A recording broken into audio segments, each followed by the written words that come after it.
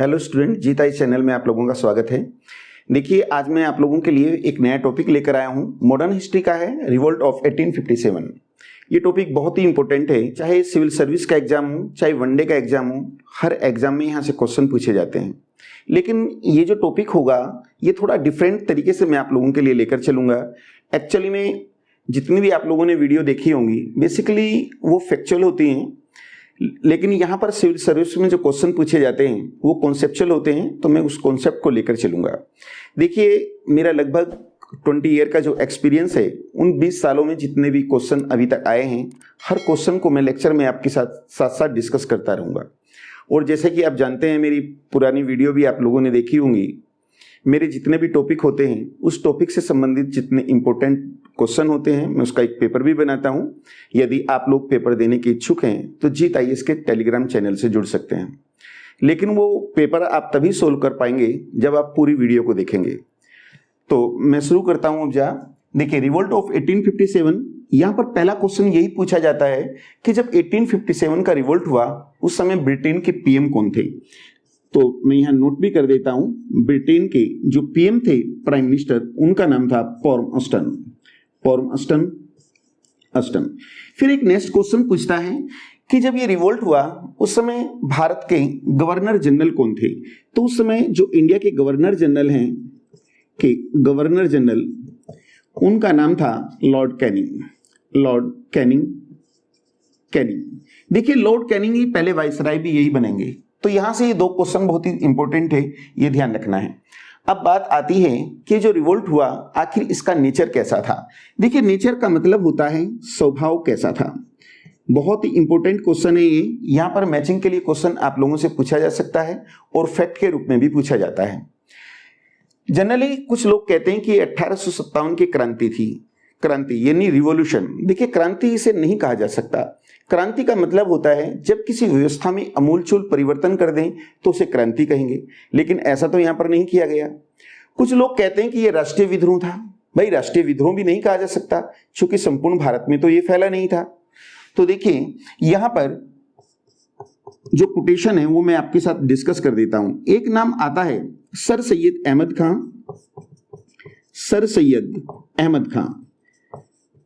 खां। ये जो सर सैयद अहमद खां हैं, ये वही हैं जिन्होंने अलीगढ़ आंदोलन चलाया था और अलीगढ़ मुस्लिम विश्वविद्यालय इन्होंने ही बनवाया था। तो ये उस समय बिजनौर के सदर अमीन होते थे, तो इन्होंने इसे सैनिक विद्रोह की संज्ञा दी कि ये सैनिक विद्रोह। एक नाम आता है अशोक मेहता। देखिए, अशोक मेहता ने इसे राष्ट्रीय विद्रोह कहा। वहीं एक नाम आता है, एक ब्रिटिश इतिहासकार हैं जिनका नाम बेंजामिन डिजरेली, और इसने भी इसे राष्ट्रीय विद्रोह की संज्ञा दी है कि ये राष्ट्रीय विद्रोह। देखिए, जो क्वेश्चन है ये बहुत बार एग्जाम में पूछा गया और वो पूछता है कि वो कौन सा ब्रिटिश इतिहासकार था जिसने 1857 के विद्रोह को राष्ट्रीय विद्रोह की संज्ञा दी। तो बेंजामिन डिजरेली, ध्यान रखना है। एक नाम आता है यहां पर L.E.R. रीच। ये कहता है कि ये तो धर्मांधों का ईसाइयों के विरुद्ध विद्रोह था। मैं नोट नहीं करा रहा हूं, यहां पर सुन लीजिए। धर्मांधों का ईसाइयों के विरुद्ध विद्रोह था। धर्मांध यानी नॉन सेकुलर किसे कहने का प्रयास किया उन्होंने? इंडियंस को। और ईसाई कौन थे? अंग्रेज। एक नाम आता है T.R. होम्स। ये कहता है कि ये तो सभ्यता और बर्बर के बीच की लड़ाई थी। सभ्यता व बर्बरता के बीच की लड़ाई थी। यहीं पर एक नाम और सुना होगा, एक क्रांतिकारी भी हुए हैं जिनका नाम था वी.डी. सावरकर। देखिए, जो वी.डी. सावरकर हैं, इन्होंने 1909 में एक पुस्तक लिखी थी, the Indian war of independence. Book का नाम भी याद रखना है, the Indian war of independence. और उस बुक में इन्होंने इसे भारत का प्रथम स्वतंत्रता संग्राम कहा।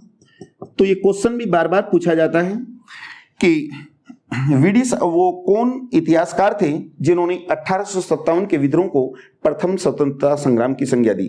ये आईएएस में भी क्वेश्चन पूछा गया है, उत्तराखंड पीसीएस में भी क्वेश्चन पूछा गया है, तो ध्यान रखना है प्रथम स्वतंत्रता संग्राम की संज्ञा वीडी सावरकर ने दी थी। तो देखिए यहां पर हम जितनी भी कोटेशन ये देख रहे हैं और इतिहासकारों की जो राय देख रहे हैं, चूंकि उनमें कंट्रोवर्सी है, मतभेद है, तो अभी तक हम समझ नहीं पा रहे थे कि आखिर क्या है। तो ऐसी स्थिति में क्या हुआ, जब भारत आजाद हुआ तो भारत सरकार ने इसके नेचर को जानने के लिए एक इतिहासकार अपॉइंट किया था जिनका नाम था एस.एन. सेन। एस.एन. सेन। तो ये जो एस.एन. सेन है ये इसके सरकारी इतिहासकार हैं। तो ये ध्यान रखना है, ये क्वेश्चन भी आप लोगों से पूछा जा सकता है कि इसके नेचर को जानने के लिए भारत सरकार ने किस इतिहासकार को अपॉइंट किया। तो नाम है यहां पर एस.एन. सेन। तो एस.एन. सेन क्या कहते हैं कि इसे प्रथम स्वतंत्रता संग्राम नहीं कहा जा सकता, इसे प्रथम स्वतंत्रता संग्राम नहीं कहा जा सकता, परंतु इसे सैनिक विद्रोह की संज्ञा देना भी उचित नहीं है। क्यों? क्योंकि ये सैनिकों तक ही सीमित नहीं रहा। जैसे कि आप लोग जानते हैं कि इसकी शुरुआत जो हुई थी वो सैनिकों ने की थी, लेकिन ये सैनिकों तक ही सीमित नहीं रहा। जैसे लक्ष्मीबाई की अगर हम बात करें तो वो सैनिक नहीं थी, तो ये एस.एन. सेन है। तो बच्चों अब हमने ये देखा है कि इसका नेचर क्या था।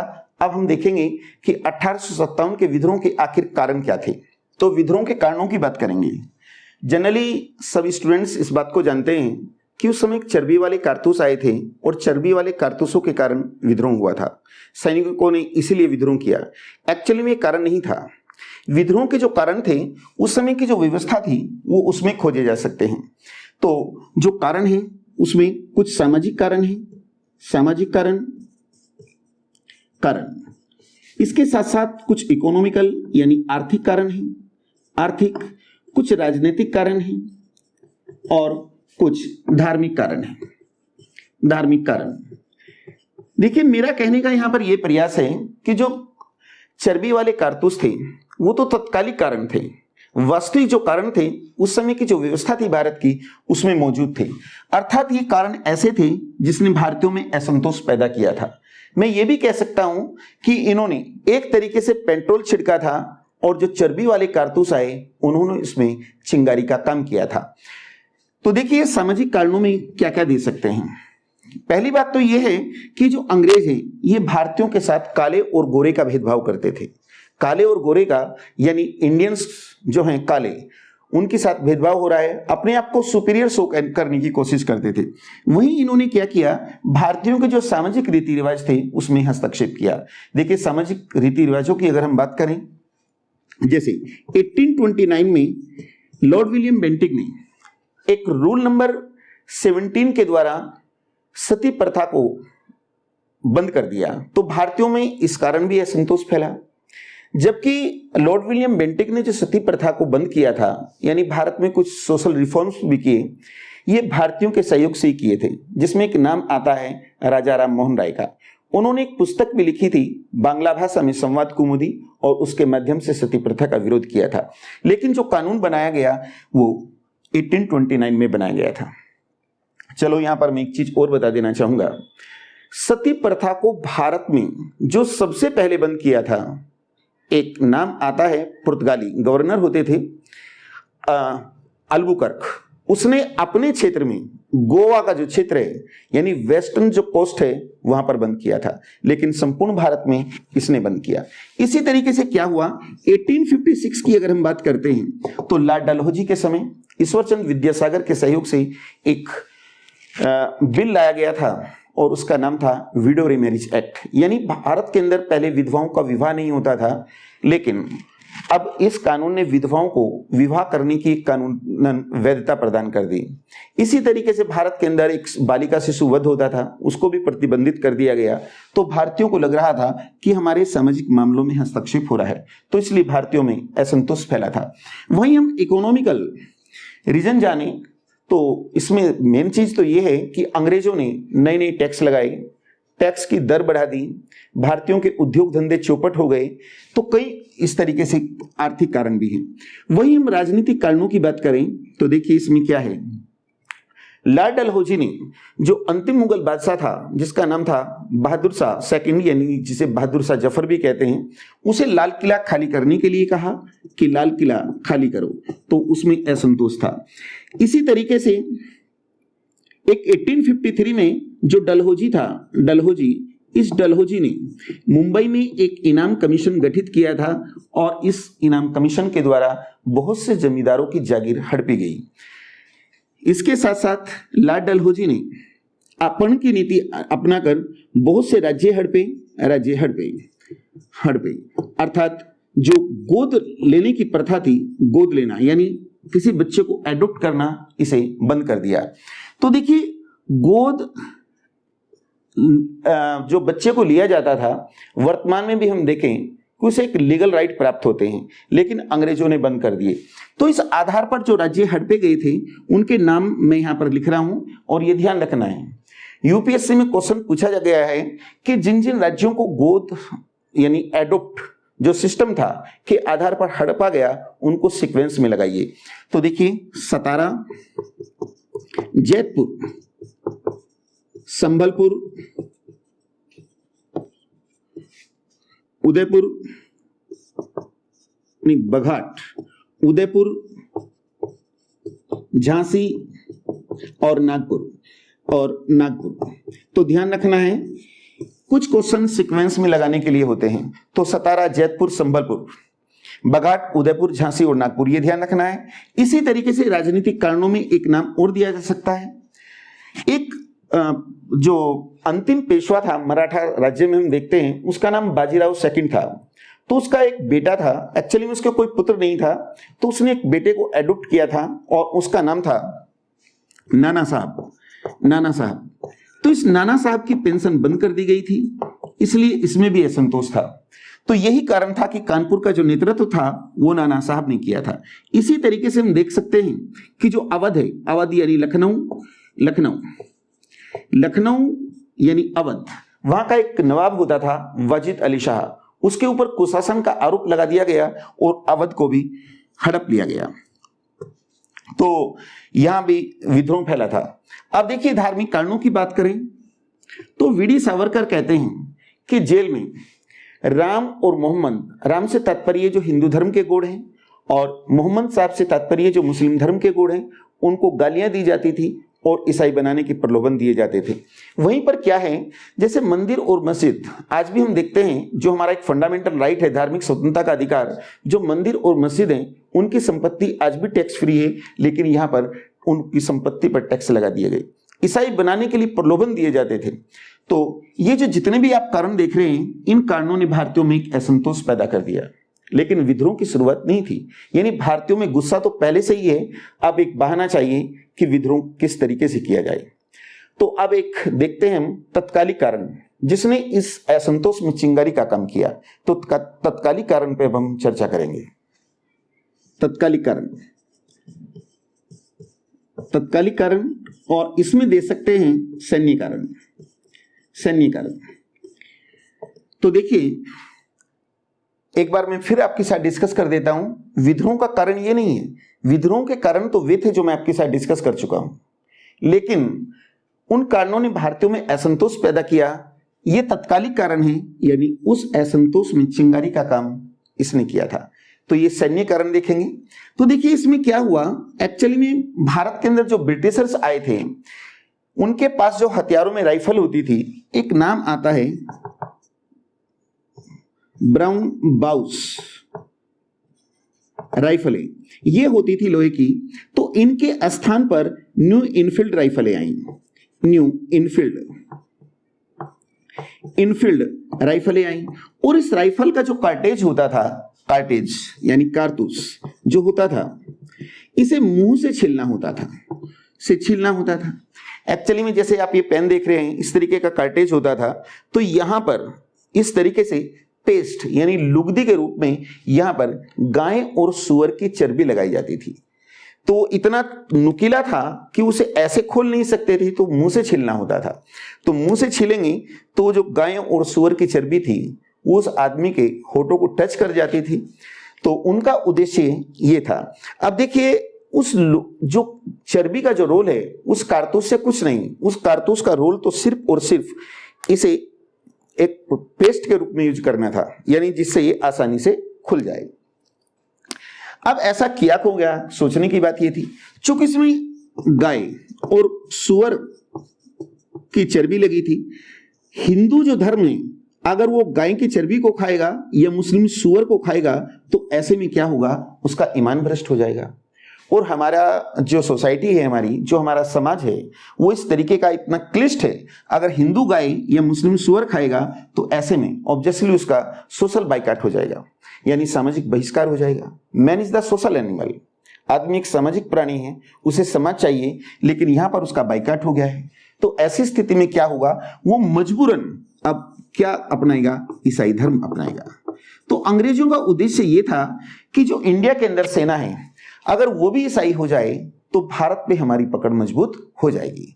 तो इन्हें लाने का ये उद्देश्य था। तो देखिए, इसका जो मैसेज था वो धीरे धीरे फैलने लगा। तो इसकी जो विरोध शुरू हुआ, सबसे पहले एक 23 जनवरी की बात थी, जैन 1857 में एक नाम आता है दमदम। देखिए, दमदम में एक छावनी है और दमदम बंगाल में है। तो यहां के सैनिकों ने कारतूस लेने से इनकार कर दिया। ब्रिटिश सरकार ने इन सैनिकों को बर्खास्त किया।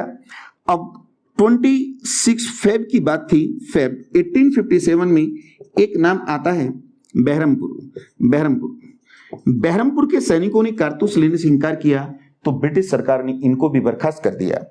अब आता है 29 मार्च 1857 को बैरकपुर। देखिए, बैरकपुर एक छावनी है। ये तीनों की तीनों जो छावनियां हैं ये बंगाल में हैं। तो बैरकपुर छावनी की जो 34वीं रेजिमेंट थी, उसका एक सिपाही था जिसका नाम था मंगल पांडे। तो देखिए, जब सुबह को परेड हो रही थी और सारे ब्रिटिश ऑफिसर्स भी वहां रहते थे, तो इस मंगल पांडे ने क्या किया, हथियार उठाए और 2 ब्रिटिश अधिकारियों पर गोली चला दी। उसमें एक ब्रिटिश अधिकारी बाग को मार दिया गया और ह्यूरसन को गोली मार दी। इस पांडे को गिरफ्तार कर लिया गया और 8 अप्रैल को फांसी दे दी गई। तो देखिए, यहां पर मैंने 3 आपको बताए हैं, 3 डेट, इसको याद करने का तरीका देख लीजिए। ये 23 जनवरी 1857 है। इसमें 1 महीना 3 दिन जोड़ेंगे, फिर इसमें 1 महीना 3 दिन जोड़ देंगे। तो इस तरीके से यहां पर विद्रोह का आभास शुरू हो गया है, लेकिन इसे विद्रोह की शुरुआत नहीं कहेंगे, ध्यान रखना है ये भी। अब पांडे को फांसी दे दी गई। अब हम विद्रोह की शुरुआत देखेंगे, मेरठ से होगी, वो किस तरीके से मैं उसको लेकर चलता हूं। तो अभी जैसे कि मैंने आप लोगों को बताया, मंगल पांडे, इसने 29 मार्च 1857 को अपने अधिकारियों पर गोली चलाई। एक्चुअली में इसके साथ भी धोखा हुआ। उससे पहली रात जो भारतीय सिपाही थे, उन्होंने एक प्लान भी बनाया था कि सुबह को जब परेड पर जाएंगे अपने अधिकारियों पर गोली चलाएंगे। मंगल पांडे आगे आया और उसने अपना काम किया, लेकिन उसके साथी बिल्कुल चुपचाप खड़े रहे, इसलिए पांडे को गिरफ्तार कर लिया गया और फांसी दे दी गई। अगर यहीं पर साथी साथ दे देते तो हो सकता है ये विद्रोह जो फैला वो यहीं पर फाइनल हो जाता। चलो अब देखते हैं, विद्रोह की जो वास्तविक शुरुआत है वो 10 मई 1857 को मेरठ से हुई थी। मेरठ में काली मंदिर है प्रॉपर, आज भी उसके मंदिर से शुरुआत हुई। उस मंदिर में गोलियां लगी, आज भी वो खड़ा है। उम्मीद की जा रही है कि उसे विश्व विरासत सूची में रखा जाएगा। तो ध्यान रखना है, ये क्वेश्चन बार बार पूछा जाता है कि 1857 का विद्रोह प्रॉपर कब शुरू हुआ था। तो 10 मई को शुरू हुआ और कहां से हुआ, मेरठ से। इसका जो सिंबल है, प्रतीक, ये कमल और रोटी था, कमल और रोटी। देखिए, इसकी कुछ कहानियां भी हैं, लेकिन वैवाहिक कहानियां हैं, चूंकि इसका ऑथेंटिक कोई प्रूफ नहीं मिलता है ना। वो कहानी भी मैं आपके साथ सुना देता हूं।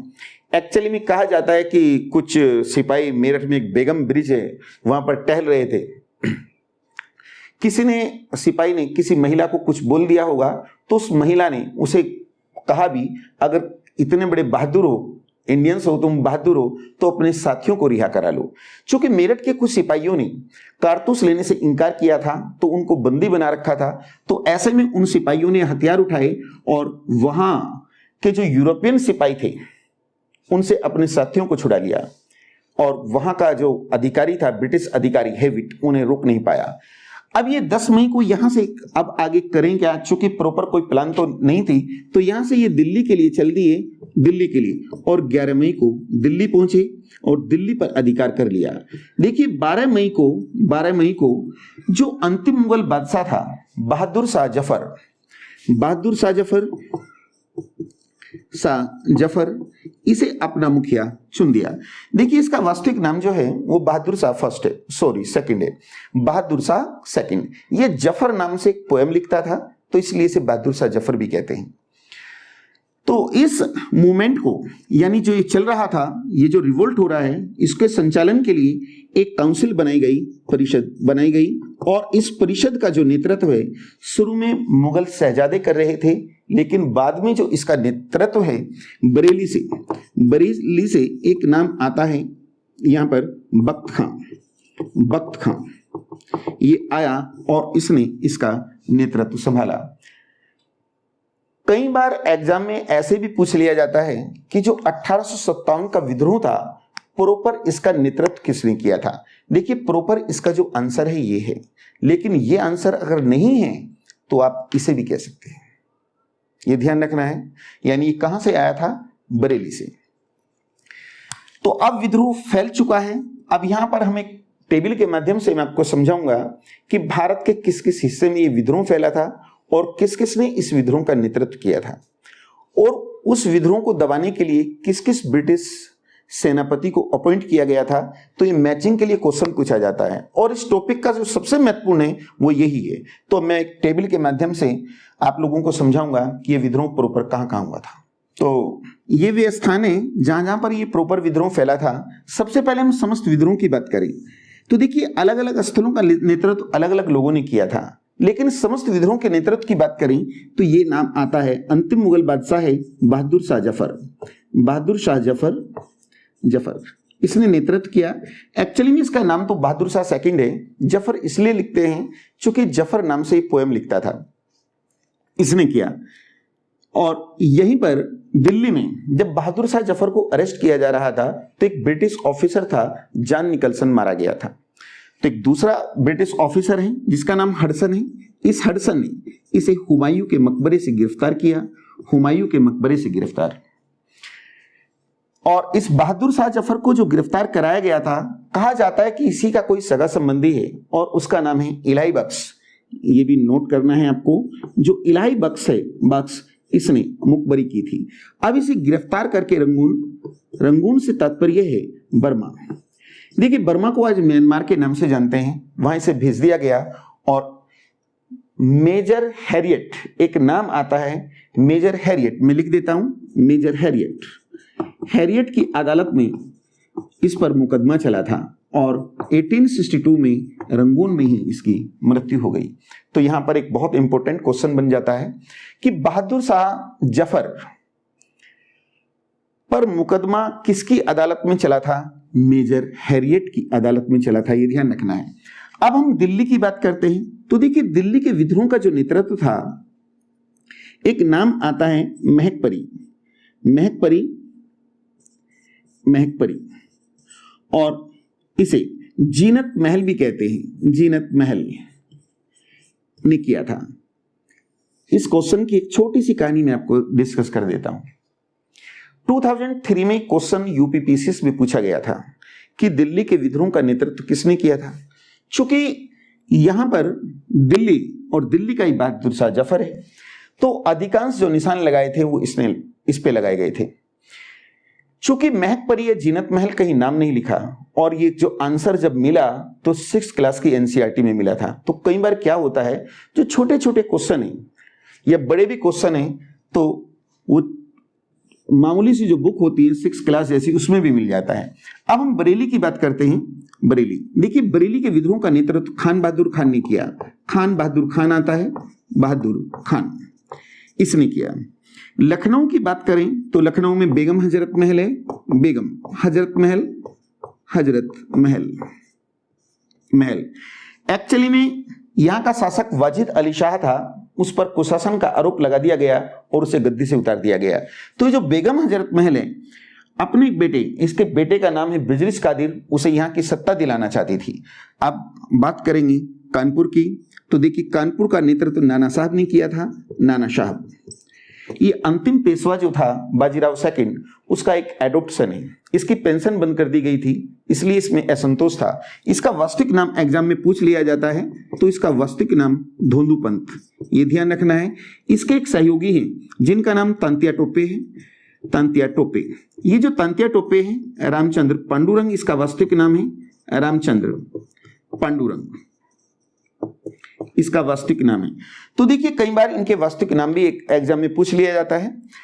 मेरठ, मेरठ में एक नाम आता है कदम सिंह, बहुत इंपॉर्टेंट नहीं है, कभी पूछा नहीं गया। फैजाबाद, फैजाबाद में मौलवी अहमदुल्ला, अहमदुल्ला। देखिए इस अहमदुल्ला की विशेषता यह है कि इसने अंग्रेजों के विरुद्ध जिहाद का नारा दिया था। जिहाद का मतलब होता है धर्म युद्ध, और अंग्रेजों ने इसके ऊपर 50,000 रुपए का इनाम भी घोषित किया था। इलाहाबाद की बात करें तो इलाहाबाद, यहां पर नेतृत्व किया है लियाकत अली ने, लियाकत अली। और जगदीशपुर में बाबू कुंवर सिंह, बाबू कुंवर सिंह। ये जो बाबू कुंवर सिंह हैं, इनकी ये विशेषता है कि अंग्रेजों से कभी पराजित नहीं हुए। झांसी, झांसी में लक्ष्मीबाई है, लक्ष्मीबाई, लक्ष्मीबाई। तो देखिए ये विद्रोह हुआ। अब यहां क्वेश्चन आप लोगों से पूछा जाता है कि इस विद्रोह को किस स्थान पे किसने दबाया था। तो यहाँ 3-4 स्थल हैं, स्थान है जहां से पूछे जाते हैं, तो मैं आपके साथ डिस्कस कर देता हूं। ये मैं आपको बता चुका हूं क्योंकि इसे हडसन ने गिरफ्तार किया था। अब बरेली, लखनऊ और कानपुर, बरेली, लखनऊ और कानपुर, इन तीनों के विद्रोह को जो दबाया था एक ब्रिटिश सेनापति था, बहुत ही काबिल था, जिसका नाम कैंपवेल था, कैंपवेल, इसने दबाया था। इलाहाबाद, देखिए इलाहाबाद में एक नाम आता है जनरल नील, इसने दबाया था, नील। जगदीशपुर, देखिए जगदीशपुर बिहार में है, और यहां का जो विद्रोह दबाया था William Taylor, William Taylor, Taylor. और झांसी का जो नाम आता है ह्यूरोज, ह्यूरोज ने यहां का विद्रोह दबाया। तो यहां हम शुरू में देखते हैं कि जहां जहां ये विद्रोह हो रहा है, शुरू में हम भारतीयों की जीत हुई, शुरू में हम भारतीयों की जीत हुई, लेकिन फाइनली जो जीत हुई वो अंग्रेजों की हुई। अर्थात प्रारंभ में हमारी जीत अवश्य हुई, लेकिन हम अंग्रेजों को भारत से भगाने में असफल रहे, तो कहा जा सकता है कि विद्रोह असफल रहा। अब देखने की बात यह है कि जो विद्रोह असफल रहा, तो इस असफलता के क्या कारण थे, अब हम एक नजर उस पे मारेंगे। ये जो विद्रोह था आखिर असफल क्यों रहा, इस पे एक नजर डालेंगे। नंबर 1 तो ये है कि यहां पर भारतीयों के पास आधुनिक हथियारों का अभाव था, हथियारों का अभाव। यानी ब्रिटिशर्स के पास देखें तो उनके पास राइफल और तोप जैसे हथियार हैं, हमारे पास इस चीज का अभाव है। इसके साथ साथ ट्रांसपोर्ट यानी परिवहन, कम्युनिकेशन यानी संचार के साधनों का अभाव था, अभाव। यानी एक ब्रिटिश सेनापति, एक ब्रिटिश फौज दूसरे की मदद करती थी तो उनके पास मोटर वाहन थे, और हम लोग जो मदद करने के लिए जाते थे तो हम पैदल जाते थे, यानी समय ज्यादा लगता था, कोई प्रॉपर इंफॉर्मेशन हमें नहीं मिल पाती थी। इसके साथ साथ निश्चित योजना का अभाव, निश्चित योजना का अभाव, अभाव। जैसे कहा जाता है कि प्रॉपर कोई योजना नहीं थी, इसलिए विद्रोह ये पहले ही फूट पड़ा। वहीं दूसरी बात, इसका एक मैं आपको केस स्टडी के बारे में बताता हूं। जैसे कानपुर में विद्रोह हुआ, पूरी ब्रिटिश फौज कानपुर गई और विद्रोह को दबा दिया। जब कानपुर का विद्रोह समाप्त हो गया, तब लखनऊ में विद्रोह हो रहा है, वही फौज लखनऊ गई और विद्रोह को दबा दिया। फिर उसके बाद में विद्रोह पता लगा कि अब जो विद्रोह है अब बरेली में हो रहा है, वही पूरी फौज वहां जाती थी। अगर विद्रोह करना ही था, एक अच्छी यदि प्लान होती, तो विद्रोह का बिगुल एक ही दिन बजाना था। सभी के लक्ष्य भिन्न भिन्न थे, सभी के जो लक्ष्य थे, लक्ष्य ये भिन्न भिन्न थे। देखिए मैं अगर ये कहूं कि ये देश के लिए लड़े, ठीक है देश के लिए लड़े, लेकिन फिर भी कहीं ना कहीं इनके निजी हित इसमें दिखाई देते हैं। इसीलिए मैंने कहा कि सभी के लक्ष्य भिन्न भिन्न थे। मैं ये भी तो कह सकता हूं कि नाना साहब इसलिए लड़ रहे थे क्योंकि उन्हें पेंशन चाहिए थी। बेगम हजरत महल इसलिए लड़ रही थी क्योंकि वो अपने पुत्र बिजरिस कादिर को रियासत दिलाना चाहती थी। झांसी की रानी जो लड़ रही थी, उसने एक बच्चे को एडॉप्ट किया था, दामोदर राव को, वो उसे वहां की रियासत दिलाना चाहती थी। नाना साहब इसलिए बहादुर शाह जफर इसलिए लड़ रहे थे क्योंकि वो लाल किला छोड़ना नहीं चाहते थे, और सैनिक इसलिए लड़ रहे थे क्योंकि वो कारतूसों का विरोध कर रहे थे। इसके साथ साथ उनकी निःशुल्क डाक सेवा बंद कर दी गई थी, आदि आदि। यहां योग्य नेतृत्व का भी अभाव था, योग्य नेतृत्व का अभाव था, नेतृत्व का अभाव। देखिए, हमारे जो मुखिया थे बहादुर शाह जफर, वे बहुत ही बुजुर्ग थे और उनके पास योग्य कैंपवेल जैसे योग्य सेनापति थे। तो ये बहुत ही महत्वपूर्ण है, ये ध्यान रखना है। इसके साथ साथ ये अखिल भारतीय नहीं बन पाया, अखिल भारतीय नहीं बन पाया। अखिल भारतीय नहीं बन पाने का मतलब होता है ये संपूर्ण भारत में नहीं फैला और भारत के आम वर्ग का सहयोग नहीं मिल पाया। तो ये कारण थे। यहां पर एक चीज मैं और डिस्कस कर देता हूं, जैसे मैंने कहा आधुनिक हथियारों का अभाव। यहां एक क्वेश्चन पूछ लिया गया एक बार, तो आधुनिक हथियारों से तात्पर्य है कि उनके पास राइफल जैसे हथियार थे और हमारे पास नहीं थे। तो एक बार नाना साहब के ऊपर जो गोली चलाई तो नाना साहब के कान से गुजरी, तो नाना साहब में असंतोष फैल गया, डर गया। वो कहता है कि मेरी तो जान ही निकल गई थी। तो ध्यान रखना है यहां पर कि जब ये विद्रोह हुआ तो नाना साहब और एक लखनऊ की है बेगम हजरत महल, ये जो दोनों थे ये यहां से नेपाल भाग गए थे। ये क्वेश्चन पूछा जा चुका है कि जब ये विद्रोह हुआ और ब्रिटिश सेना के अंग्रेज जो भारतीय नेतृत्व कर रहे थे, उनमें वो कौन कौन लोग थे जो भारत से नेपाल भागे थे। तो एक नाना साहब है और एक दूसरा नाम है बेगम हजरत महल। और भारतीयों की पराजय का एक कारण मैं और लिख देता हूं यहां पर, देशी नरेशों की गद्दारी, देशी नरेशों की गद्दारी। देखिए, इससे तात्पर्य यह है कि जब नाना साहब जो कानपुर का नेतृत्व कर रहे थे नेपाल भाग गए, तो उनके एक सहयोगी थे तात्या टोपे, मैंने अभी आपको बताया, वो अकेले पड़े। तो ऐसी स्थिति में वो झांसी की रानी की मदद के लिए आए थे और ग्वालियर के सिंधिया ने अंग्रेजों को मुखबरी की और नाना साहब जो तात्या टोपे है उसे मरवा दिया। तो देखिए, असफलता के जो कारण थे ये मैंने आपके साथ डिस्कस किए। अब इसका परिणाम क्या निकला, अब हम उस पर नजर मारेंगे। परिणाम,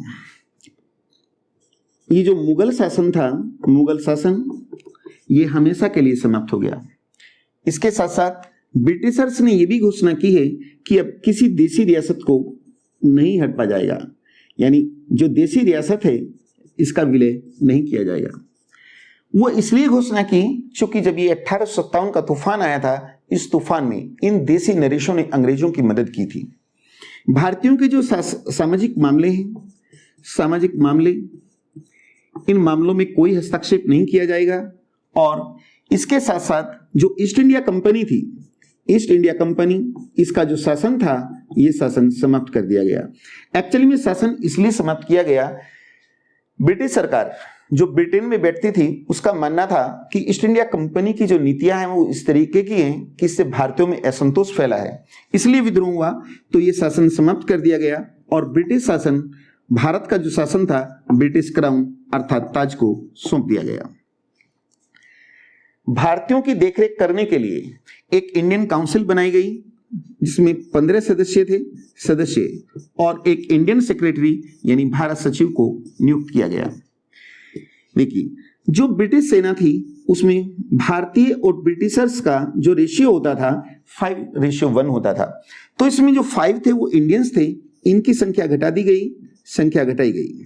इसके साथ साथ जो तोफखाना होगा, तोफखाना ये अंग्रेज सिपाहियों के पास होगा, अंग्रेजों के पास होगा, यानी तोपखाने का जो नेतृत्व है वो भारतीय सिपाहियों के पास नहीं होगा।